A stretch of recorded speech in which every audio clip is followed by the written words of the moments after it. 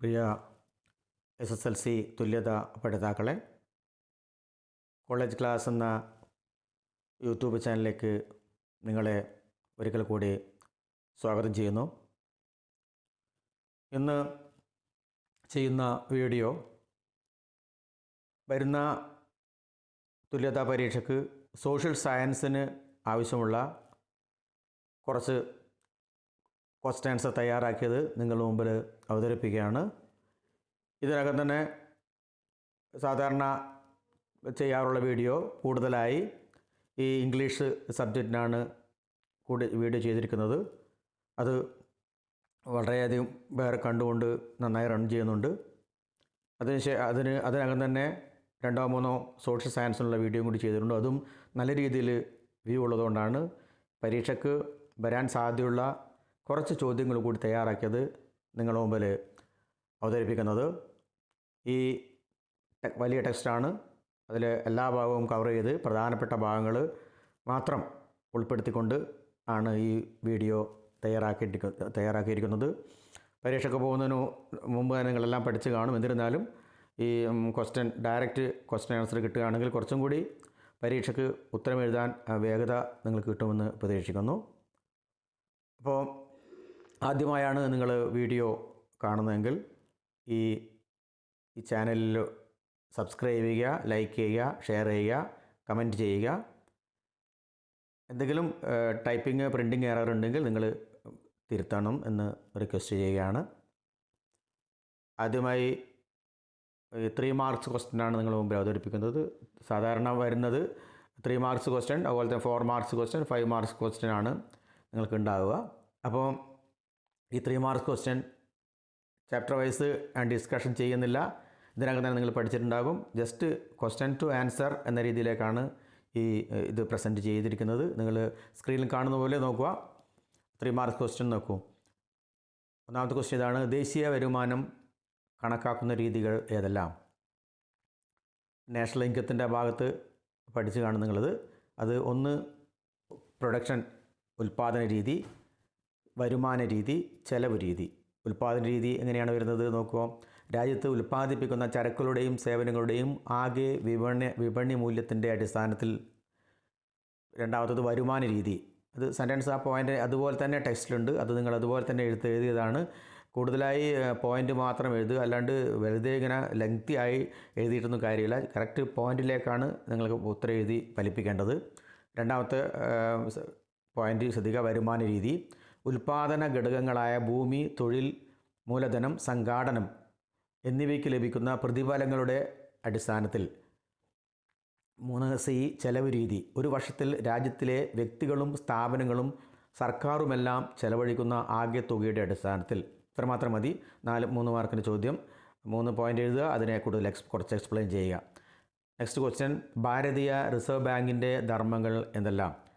നമ്മുടെ രാജ്യത്തിൻ്റെ കേന്ദ്ര ബാങ്കാണ് ഭാരതീയ റിസർവ് ബാങ്ക്. രാജ്യത്തിൻ്റെ കറൻസികൾ അച്ചടിക്കുക, പണത്തിൻ്റെ ആവശ്യകതയും ലഭ്യതയും നിയന്ത്രിക്കുക, മറ്റു സാമ്പത്തിക ഇടപാടുകളെ മേൽനോട്ടം നടത്തുക എന്നിവയാണ് ഭാരതീയ റിസർവ് ബാങ്കിൻ്റെ ധർമ്മങ്ങൾ. തേർഡ് ക്വസ്റ്റ്യൻ: മൗര്യ കാലഘട്ടത്തിലെ ജനജീവിതം എങ്ങനെയായിരുന്നുവെന്ന് കണ്ടെത്തുക. കൃഷി വികാസം പ്രാപിച്ചു. കൃഷിയുടെ വികാസം കച്ചവടത്തിൻ്റെ പുരോഗതിക്ക് കാരണമായി. ജലസേചന സൗകര്യങ്ങൾ ഭരണാധികാരികൾ ഒരുക്കി. ചാപ്പകുത്തിയ നാണയങ്ങൾ നിലവിലിരുന്നു. വ്യത്യസ്ത നികുതികൾ പിരിച്ചിരുന്നു. വർണ്ണത്തെ തൊഴിൽ അടിസ്ഥാനമാക്കിയുള്ള സാമൂഹിക വിഭജനം നിലനിന്നിരുന്നു. ഫോർത്ത് ക്വസ്റ്റ്യൻ: പ്രാചീന ശിലായുഗ കാലഘട്ടത്തിലെ പ്രധാന സവിശേഷതകൾ എന്തെല്ലാമാണെന്ന് കണ്ടെത്തുക. 10,000-ലേറെ വർഷങ്ങൾക്ക് മുമ്പുള്ള കാലഘട്ടത്തെയാണ് പ്രാചീന ശിലായുഗമായി കണക്കാക്കുന്നത്. വേട്ടയാടിയാണ് ഈ കാലഘട്ടത്തിൽ മനുഷ്യർ ഭക്ഷണം നേടിയിരുന്നത്. പരുക്കൻ ശിലകളെ ആയുധങ്ങളാക്കി വേട്ടയ്ക്ക് ഉപയോഗിച്ചിരുന്നു. വേട്ടയാടിയ മൃഗങ്ങൾക്ക് പുറമെ ചത്ത മൃഗങ്ങളുടെ മാംസവും അവർ ഭക്ഷിച്ചിരുന്നു. പ്രാചീന ശിലായുഗ മനുഷ്യൻ്റെ ആദിവാസ കേന്ദ്രങ്ങളായിരുന്നു ഗുഹകൾ. ദേശീയ വരുമാനം കണക്കാക്കുന്നതിൻ്റെ ലക്ഷ്യങ്ങൾ. ദേശീയ വരുമാനത്തിൻ്റെ ഒരു സെക്കൻഡ് ക്വസ്റ്റ്യനാണ് നോക്കുക. ദേശീയ വരുമാനം കണക്കാക്കുന്നതിൻ്റെ ലക്ഷ്യങ്ങൾ: രാജ്യത്തിൻ്റെ സാമ്പത്തിക വളർച്ച മനസ്സിലാക്കാൻ, വിവിധ മേഖലകളുടെ സംഭാവനകൾ അറിയാൻ, പദ്ധതികളുടെ ആസൂത്രണത്തിന് മറ്റു രാജ്യങ്ങളുമായി താരതമ്യം ചെയ്യാൻ. സിക്സ്ത് ക്വസ്റ്റ്യൻ നോക്കുക. കുടുംബശ്രീ അയൽക്കൂട്ടത്തിലെ മൈക്രോ ഫിനാൻസ് പ്രവർത്തനങ്ങളെക്കുറിച്ച് ഒരു കുറിപ്പ് തയ്യാറാക്കുക. മൈക്രോ ഫിനാൻസിൻ്റെ പ്രവർത്തനങ്ങൾ രണ്ടായി തരംതിരിക്കാം. അയൽക്കൂട്ടം, കൂട്ടുത്തരവാദിത്വം. അയൽക്കൂട്ടം അതെന്താണ് എക്സ്പ്ലെയിൻ ചെയ്യുക. കുടുംബശ്രീ അയൽക്കൂട്ടങ്ങളിലെ അംഗങ്ങൾ ഒരു നിശ്ചിത തുക സമ്പാദ്യമായി ശേഖരിക്കുന്നു. ഈ പണം സ്വയം തൊഴിലിനോ ഉപഭോഗ ആവശ്യങ്ങൾ നിറവേറ്റുന്നതിനോ വായ്പയായി നൽകുന്നു. അയൽക്കൂട്ടം നിശ്ചയിക്കുന്ന നിരക്കിലും കാലാവധിക്കുള്ളിലും വായ്പകൾ തിരിച്ചടക്കാൻ അംഗങ്ങൾക്ക് അവസരം നൽകുന്നു. കൂട്ടുത്തരവാദിത്വം. കുടുംബശ്രീ മിഷൻ്റെ നേതൃത്വത്തിൽ കൃഷിക്ക് സാമ്പത്തിക സഹായം നൽകുന്ന ഒരു സംവിധാനമാണിത്.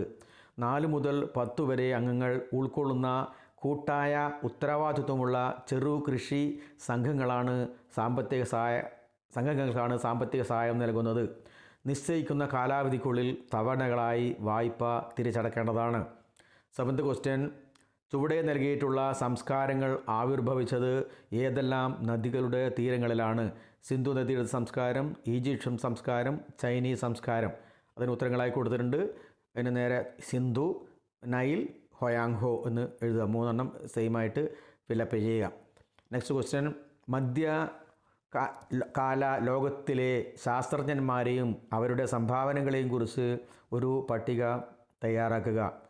മധ്യകാല ലോകത്തിലെ ശാസ്ത്രജ്ഞന്മാരെയും അവരുടെ സംഭാവനകളും. ഇബ്നു സിന വൈദ്യശാസ്ത്രജ്ഞൻ, അബു അൽ ഖാസിം ശാസ്ത്രക്രിയയുടെ പിതാവ്, റോജർ ബേക്കൻ യന്ത്രനിർമ്മിത വാഹനങ്ങൾ, ആകാശയാനങ്ങളടക്കം കണ്ടുപിടുത്തം, ഭാസ്കര രണ്ടാമൻ ജ്യോതിശാസ്ത്രജ്ഞൻ. Next question 9th one. ആഗോളവൽക്കരണത്തിൻ്റെ 3 സവിശേഷതകൾ തയ്യാറാക്കുക. ലോകം ഒറ്റക്കമ്പോളമായി, ബഹുരാഷ്ട്ര കുത്തകളുടെ വർദ്ധിക്കുന്ന സ്വാധീനം, അതിർത്തിക്കപ്പുറത്തേക്ക് സ്വതന്ത്രമായി ചരക്കുകളുടെയും സേവനങ്ങളുടെയും മൂലധനത്തിൻ്റെയും പ്രവാഹം. 10th question. വാണിജ്യ ബാങ്കുകളുടെ ധർമ്മങ്ങളേവ? കമേഴ്സ്യൽ ബാങ്ക്സ് എന്ന് പറയുന്നതാണ്. വാണിജ്യ ബാങ്കുകളുടെ പ്രധാന ധർമ്മങ്ങൾ താഴെ കൊടുക്കുന്നു. നിക്ഷേപങ്ങൾ സ്വീകരിക്കുക, വായ്പകൾ അനുവദിക്കുക, മറ്റു ധർമ്മങ്ങൾ. അതാണ് സൈഡ് ഹെഡിങ് എഴുതിയിട്ട് ഇങ്ങനെയാണ് എഴുതുക. മെയിനായിട്ടും ഡെപ്പോസിറ്റ് സ്വീകരിക്കലാണ്, നിക്ഷേപങ്ങൾ സ്വീകരിക്കുക, ലോൺ അനുവദിക്കുക. അത് ബേസിക് ആയി നിങ്ങൾക്കെല്ലാം അറിയുന്ന കാര്യമാണ്. അത് എക്സ്പ്ലെയിൻ ചെയ്യുക. ഇത് പ്രകാരം സേവിങ് ഡെപ്പോസിറ്റ് ഇത്ര തരമുണ്ടെന്നും കൂടി കാണിക്കുക. ഇത് പ്രകാരം saving deposit, current deposit, fixed deposit, recurring deposit മുതലായവ വായ്പകൾ അനുവദിക്കുക. അതിന് പോയിൻ്റായിട്ട് എഴുതുന്നത് വ്യവസായം, ഭവനം, വാഹനം, സ്വയം തൊഴിൽ തുടങ്ങിയവയ്ക്ക്. മറ്റു ധർമ്മങ്ങൾ ലോക്കർ, ATM, ചെക്ക്, ഡ്രാഫ്റ്റ് സൗകര്യം നൽകുക, സാമ്പത്തിക ഉപദേശം നൽകുക. ഇനി സൂഫിസം, ഭക്തിപ്രസ്ഥാനം, വീരശൈവ പ്രസ്ഥാനം എന്നിവ വിശദീകരിക്കുക. അത് ഒന്നിച്ച് ചോദിക്കാം, ചിലപ്പോൾ സെപ്പറേറ്റ് ആയിട്ടും 2 മാർക്കിനൊക്കെ 3 മാർക്കിനൊക്കെ 1 2 ഇതിൽ ചോദിക്കാവുന്നതാണ്. അപ്പോൾ സൂഫി ഓരോന്നിനും അതിൻ്റെ സൈഡ് ഹെഡിങ് എഴുതിയിട്ട് അത് എക്സ്പ്ലെയിൻ ചെയ്താൽ മതിയാവും. നോക്കൂ. സൂഫിസം ആത്മീയ ജീവിതത്തോട് പ്രാധാന്യം നൽകിക്കൊണ്ട് ആഡംബര ലൗകിക ജീവിതത്തോട് വിയോജിപ്പ് പ്രകടിപ്പിക്കുന്നവരാണ് സൂഫികൾ. അവർ ഭക്തിയെ ദൈവത്തോട് അടുക്കുവാനുള്ള മാർഗമായി കണ്ടു. സൂഫി ഗുരുവിനെ പീർ അഥവാ ഷെയ്ഖ് അനുയായികളെ മുരീദ് എന്നുമാണ് വിളിച്ചിരുന്നത്. ഭക്തിപ്രസ്ഥാനം. ആദ്യകാല ഭക്തിപ്രസ്ഥാനത്തിന് ആരംഭം കുറിച്ചത് ദക്ഷിണേന്ത്യയിലാണ്.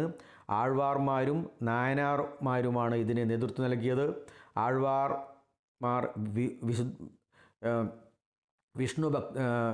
വിഷ്ണുഭക്തരും നായനാർമാർ ശിവഭക്തരുമാണ്. ഇവർ ജാതി വ്യവസ്ഥയെ എതിർത്തു.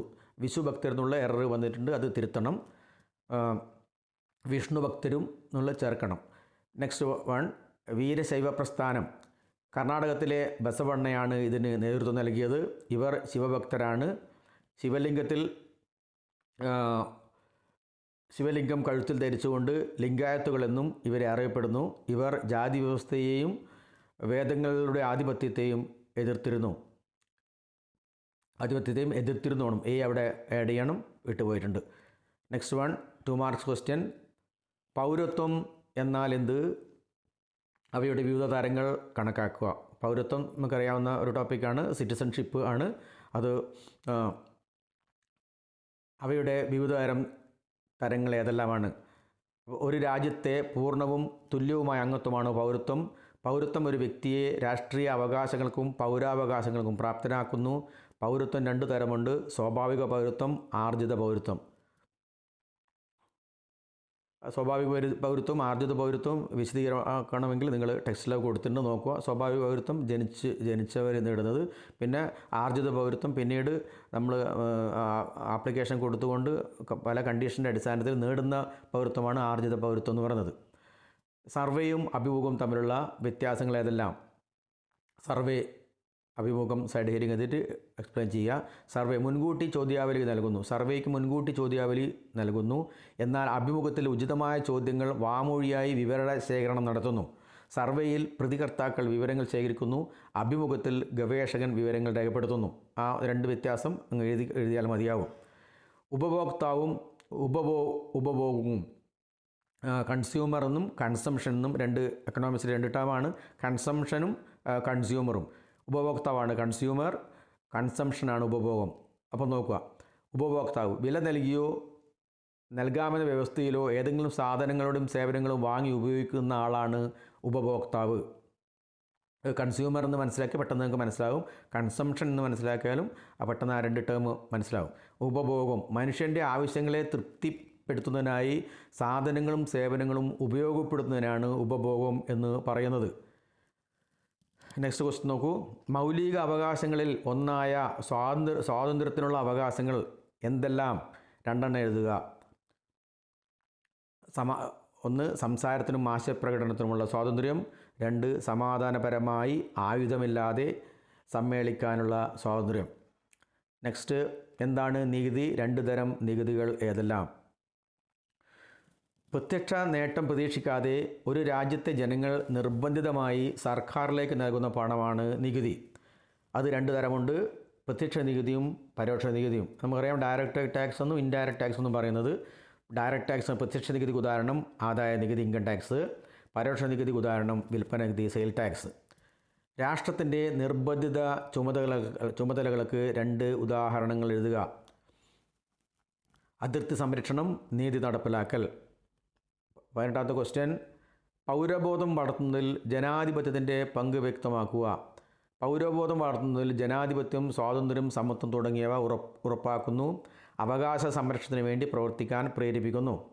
19th ക്വസ്റ്റ്യൻ, നൽകിയിട്ടുള്ള സൂചകങ്ങളുടെ അടിസ്ഥാനത്തിൽ ലോകസഭയെയും രാജ്യസഭയെയും താരതമ്യം ചെയ്യുക. കാലാവധി, അധ്യക്ഷൻ. അപ്പോൾ കാലാവധി പരസ്പരം ലോകസഭയ്ക്കും രാജ്യത്തും ഉള്ള പീരീഡ് എത്രയാണ് അവിടെ ചോദിക്കുന്നത്. അത് ടെക്സ്റ്റിൽ കൊടുത്തിട്ടുണ്ട്. ഇതിങ്ങനെ ഉത്തരം എഴുതാവുന്നതാണ്. ലോകസഭയുടെ കാലാവധി 5 വർഷമാണ്. എന്നാൽ രാജ്യസഭ സ്ഥിരം സഭയാണ്. ലോകസഭയിൽ സ്പീക്കർ അധ്യക്ഷം വഹിക്കുന്നു. എന്നാൽ രാജ്യസഭയിൽ ഉപരാഷ്ട്രപതി അധ്യക്ഷം വഹിക്കുന്നു. നെക്സ്റ്റ് 20th ക്വസ്റ്റ്യൻ, സമുദ്രങ്ങൾ പല വിധത്തിൽ മനുഷ്യർക്ക് പ്രയോജനപ്പെടുന്നു. സമുദ്രങ്ങൾ കൊണ്ടുള്ള രണ്ട് പ്രയോജനങ്ങൾ എഴുതുക. ഒന്ന്, വിവിധതരം മത്സ്യവിഭവങ്ങളുടെ കലവറയാണ്. രണ്ട്, സമുദ്രങ്ങൾ തീരദേശ വിനോദസഞ്ചാരത്തിൻ്റെ സാധ്യതകൾ നൽകുന്നു. അടുത്ത ക്വസ്റ്റ്യൻ, ആഗോളവൽക്കരണത്തെ സഹായിക്കുന്ന പ്രധാന അന്താരാഷ്ട്ര സംഘടനകളൊന്നാണ് ലോക ബാങ്ക്. മറ്റ് അന്താരാഷ്ട്ര സംഘടനകൾ ഏവ? ഒന്ന് ലോക വ്യാപാര സംഘടന WTO എന്ന് പറയും. അന്താരാഷ്ട്ര നാണ്യനിധി IMF, ഇൻ്റർനാഷണൽ മോണിറ്ററി ഫണ്ട് എന്ന് പറയുന്ന IMF. അടുത്തത് വികസന ചെലവും വികസനേതര ചെലവ് എന്നിവയ്ക്ക് ഉചിതമായ ഉദാഹരണം എഴുതുക. നോക്കൂ, കാർഷിക മേഖലയ്ക്കും വ്യവസായത്തിനു വേണ്ടിയുള്ള ചെലവുകൾ വികസന ചെലവുകളാണ്. ജീവനക്കാർക്കുള്ള ശമ്പളം, പലിശ, പെൻഷൻ മുതലായവയാണ് വികസനേതര ചെലവുകൾ. നെക്സ്റ്റ് ക്വസ്റ്റ്യൻ, രാഷ്ട്രവും പൗരനും തമ്മിലുള്ള പരസ്പര ബന്ധത്തെ നിർവചിക്കുക. രാഷ്ട്രവും വ്യക്തിയും തമ്മിലുള്ള ബന്ധം നിശ്ചയിക്കുന്നത് പൗരത്വത്തെ അടിസ്ഥാനമാക്കിയാണ്. ഒരു രാഷ്ട്രത്തിൻ്റെ നിയമനിർമ്മാണ നടപടികളിലും നീതി നിർവഹണത്തിലും പങ്കെടുക്കാൻ അധികാരമുള്ള ഏതു വ്യക്തിയെയും ആ രാഷ്ട്രത്തിലെ പൗരൻ എന്ന് വിളിക്കാം. നെക്സ്റ്റ് ക്വസ്റ്റ്യൻ, ഇന്ത്യൻ ഭരണഘടനയിലെ മൗലിക അവകാശങ്ങളിൽ ഒന്നായ സമത്വത്തിനുള്ള അവകാശത്തിന് എന്തെങ്കിലും രണ്ട് ഉദാഹരണം എഴുതുക, രേഖപ്പെടുത്തുക. നിയമത്തിനു മുന്നിലെ സമത്വം, അവസര സമത്വം ഉറപ്പാക്കൽ. 30th ക്വസ്റ്റ്യൻ, സമകാലീന സമൂഹം നേരിടുന്ന എന്തെങ്കിലും രണ്ട് സാമൂഹിക പ്രശ്നങ്ങൾ ലിസ്റ്റ് ചെയ്യുക. സ്ത്രീകൾക്കെതിരെയുള്ള ആക്രമണം, ലഹരി പദാർത്ഥങ്ങളുടെ ഉപയോഗം. ഇവിടെ ടെക്സ്റ്റിൽ ധാരാളം കൊടുത്തിട്ടുണ്ട്. നിങ്ങൾക്ക് മനസ്സിൽ നിൽക്കുന്ന ഒന്നോ രണ്ടോ പോയിൻറ്റ്സ് പഠിച്ച് പോകുന്നതാണ് നല്ലത്. നെക്സ്റ്റ് വൺ, സാമ്പത്തിക ശാസ്ത്രരംഗത്ത് വിലപ്പെട്ട സംഭാവനകൾ നൽകിയിട്ടുള്ള 2 ചിന്തകരുടെ പേരെഴുതുക. Alfred Marshall, Adam Smith. കൂടുതൽ അറിയാവുന്നതാണെങ്കിൽ കാർൽ മാർക്സ് എന്നൊക്കെ എഴുതാവുന്നതാണ്. പക്ഷേ മെയിനായിട്ട് ഇവർ രണ്ടുപേരാണ് എക്കണോമിക്സിൻ്റെ ഡെഫിനേഷൻ കൊടുത്തത്. അതുകൊണ്ടാണ് ആൽഫ്രഡ് മാർഷലും ആഡം സ്മിത്തും നമ്മുടെ മുമ്പിൽ ഇമ്പോർട്ടൻ്റ് ആയിട്ട് എഴുതി കൊടുക്കാവുന്നത്. 4 മാർക്ക് ക്വസ്റ്റ്യൻ, ബഹിരാകാശ രംഗത്ത് ഇന്ത്യ കൈവരിച്ച നേട്ടങ്ങൾ. കാലാവസ്ഥ, വാർത്താവിനിമയം, കൃഷി, വിദ്യാഭ്യാസം തുടങ്ങിയ മേഖലകളുടെ വികസനത്തിന് ഇന്ത്യയിലെ ബഹിരാകാശ ഗവേഷണം തുടക്കം കുറിച്ചു. ഇന്ത്യ ആദ്യമായി വിക്ഷേപിച്ച ഉപഗ്രഹമാണ് ആര്യഭട്ട. മിസൈൽ സാങ്കേതികവിദ്യയിലും ഇന്ത്യ പുരോഗതി കൈവരിച്ചു. അഗ്നി, പൃഥ്വി, നാഗ് തുടങ്ങിയവ ഇന്ത്യ വികസിപ്പിച്ച മിസൈലുകളാണ്. മൈസൈലുകൾ എന്നല്ല, തിരുത്ത് വായിക്കണം, മിസൈലുകളാണ്. ഇന്ത്യയുടെ ആദ്യത്തെ പരീക്ഷണ ദൗത്യമായ ചന്ദ്രയാൻ 2008 തുടക്കം കുറിച്ചു. ഇന്ത്യൻ ബഹിരാകാശ വകുപ്പിൻ്റെ ചൊവ്വ ദൗത്യത്തിൻ്റെ പേരാണ് മംഗൾയാൻ. ചുവടെ തന്നിട്ടുള്ള പട്ടിക ക്രമപ്പെടുത്തുക. ബഹദൂർ ഷാ രണ്ടാമൻ കാൺപൂർ, റാണി ലക്ഷ്മിബായി ലക്നൗ, നാനാ സാഹിബ് ഡൽഹി, ബീഗം ഹസ്രത്ത് മഹൽ താൻസി. അത് നിങ്ങളങ്ങനെ തിരുത്ത് ശരിയായ രീതിയിൽ മാച്ച് ചെയ്യുന്നത് പൂരിപ്പിച്ച് കൊടുക്കേണ്ടിയിരിക്കുന്നു. ബഹദൂർ ഷാ രണ്ടാമൻ ഡൽഹി, റാണി ലക്ഷ്മിബായി ഝാൻസി, നാനാ സാഹിബ് കാൺപൂർ, ബീഗം ഹസ്രത്ത് മഹൽ ലക്നൗ. നെക്സ്റ്റ് ക്വസ്റ്റ്യൻ, ഭൂമിയുടെ ഭ്രമണത്തെക്കുറിച്ച് കുറിപ്പെഴുതുക. ഭൂമി അതിൻ്റെ സാങ്കല്പിക അച്ചുതണ്ടിൽ സ്വയം കറങ്ങുന്നതിനെയാണ് ഭ്രമണം എന്ന് പറയുന്നത്. ഒരു ഭ്രമണം പൂർത്തിയാക്കാൻ 24 മണിക്കൂർ അഥവാ 1440 മിനിറ്റ് വേണം. ഭൂമിയുടെ ഭ്രമണം പടിഞ്ഞാറൊന്ന് കിഴക്കോട്ടാണ്. അതിനാലാണ് സൂര്യോദയം കിഴക്കും സൂര്യാസ്തമനം പടിഞ്ഞാറും അനുഭവപ്പെടുന്നത്. തന്മൂലം കിഴക്കോട്ടേക്ക് സമയക്കൂടുതലും പടിഞ്ഞാറോട്ടേക്ക് സമയക്കുറവും രേഖപ്പെടുത്തുന്നു. 35th question, ആഗോളവൽക്കരണത്തിൻ്റെ 3 ഗുണങ്ങളേവ. മറ്റു രാജ്യങ്ങളിൽ ഉൽപ്പാദിപ്പിക്കുന്ന സാധനങ്ങളുടെയും സേവനങ്ങളുടെയും കൂടുതലായി നമ്മുടെ നാട്ടുകാർക്ക് ലഭിക്കുന്നു. സേവനങ്ങളും സാധനങ്ങളും കൂടുതലായി നമ്മുടെ നാട്ടുകാർക്ക് ലഭിക്കാനിടവന്നു. രാജ്യത്തിൻ്റെ വികസനത്തിനായി മറ്റു രാജ്യങ്ങളിൽ നിന്നും മൂലധനം കൂടുതലായി ലഭിക്കാനിടവന്നു. രാജ്യത്തിൻ്റെ ഉൽപ്പാദനത്തിൽ കൂടുതൽ മത്സരബുദ്ധി വന്നു ചേർന്നു. ആഗോളവൽക്കരണത്തിൻ്റെ 3 ദോഷങ്ങൾ ഏവ.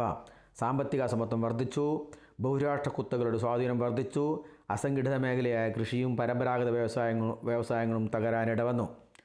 5th മാർക്ക് ക്വസ്റ്റ്യൻ, വിവിധതരം പ്രാദേശിക വാതകങ്ങളെ വ്യക്തമാക്കുക. താരതമ്യേന ചെറിയ പ്രദേശത്ത് മാത്രമായി കാണപ്പെടുന്ന കാറ്റുകളാണ് പ്രാദേശിക വാതകങ്ങൾ. പ്രാദേശികമായ താപമർദ്ദ വ്യത്യാസമാണ് ഇത്തരം കാറ്റുകൾക്ക് കാരണം. ലൂ, ചിനൂക്ക്, ഫോൺ, ഹർഹർ മാറ്റൻ, മംഗോവ് ഷവേഴ്സ് എന്നിവയാണ് ചില പ്രധാന പ്രാദേശിക വാതകങ്ങൾ. ലൂ ഉത്തരേന്ത്യൻ സമതലങ്ങളിലും വരണ്ട ഉഷ്ണക്കാരോടും കാണപ്പെടുന്നു. 30th ക്വസ്റ്റ്യൻ, 2ാം ലോക മഹായുദ്ധത്തിൻ്റെ കാരണങ്ങൾ വിശകലനം ചെയ്യുക. 2ാം ലോക മഹായുദ്ധത്തിൻ്റെ കാരണങ്ങൾ ചുവടെ ചേർക്കുന്നു. വേഴ്സായ് ഉടമ്പടി ജർമ്മനിയോട് കാണിച്ച അനീതി, സൈനിക സഖ്യങ്ങളുടെ രൂപീകരണം, സർവ്വജരാജ്യ സഖ്യത്തിൻ്റെ പരാജയം, മുതലാളിത്ത രാഷ്ട്രങ്ങളുടെ പ്രീണന നയം, ജർമ്മനിയുടെ പോളണ്ട് ആക്രമണം. 39th ക്വസ്റ്റ്യൻ, ഇന്ത്യയുടെ പടിഞ്ഞാറൻ തീരസമതലത്തിൻ്റെ സവിശേഷതകൾ വ്യക്തമാക്കുക. അറബിക്കടലിനും പശ്ചിമഘട്ടത്തിനും ഇടയിൽ അത് താരതമ്യേന വീതി കുറവാണ്. അവിടെ കായലുകളും അഴിമുഖങ്ങളും കാണപ്പെടുന്നു. അത് റാൺ ഓഫ് കച്ച് മുതൽ കന്യാകുമാരി വരെയാണ്. ഗുജറാത്ത് തീരസമതലം, കൊങ്കൺ തീരസമതലം, മലബാർ തീരസമതലം എന്നിങ്ങനെ തരംതിരിക്കാം. 14th ക്വസ്റ്റ്യൻ, ഫ്രഞ്ച് വിപ്ലവത്തിൻ്റെ കാരണങ്ങൾ വിശദമാക്കുക. ഫ്രഞ്ച് വിപ്ലവത്തിൻ്റെ കാരണങ്ങൾ: ബൂർബൻ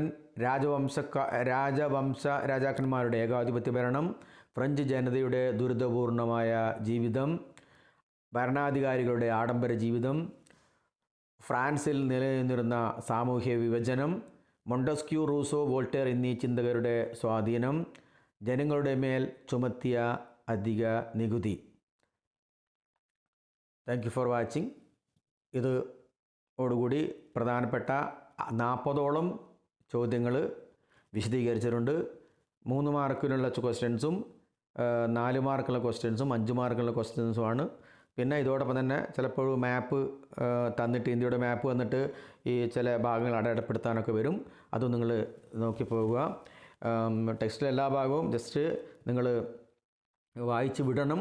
കാരണം ഏത് ഭാഗത്താണ് ഇമ്പോർട്ടൻ്റ് എന്ന് ചോദിക്കാം. ജനറലായിട്ട് ഇമ്പോർട്ടൻ്റ് പറയുകയാണെങ്കിലും ചില സന്ദർഭങ്ങളിൽ ചില ടെക്സ്റ്റിൻ്റെ ചില പ്രത്യേക ഭാഗത്തൊക്കെ കൂടുതൽ ചോദ്യം ചോദിച്ചായി കാണുന്നുണ്ട്. ആ സമയത്ത് നിങ്ങൾക്ക് വിഷമം നേരിടാൻ പാടില്ല. എല്ലാം വായിച്ചു പോകണം. അതിന് ആ രീതിയിൽ ചോദ്യത്തിന് കണക്കായിട്ട് കറക്റ്റായിട്ട് ഉത്തരം കൊടുത്താൽ മാത്രമേ ഹിസ്റ്ററിക്ക് മാർക്ക് തരികയുള്ളൂ. ഇതോടുകൂടി ഈ വ്യൂ ചെയ്ത എല്ലാവർക്കും നന്ദി പറഞ്ഞുകൊണ്ട് കോളേജ് ക്ലാസ്സിന് ഒരിക്കൽ കൂടി നിങ്ങൾ സബ്സ്ക്രൈബ് ചെയ്യണമെന്ന് റിക്വസ്റ്റ് ചെയ്തുകൊണ്ട് ഈ വീഡിയോ ഇവിടെ അവസാനിപ്പിക്കുകയാണ്. എല്ലാവർക്കും നന്ദി, നമസ്കാരം.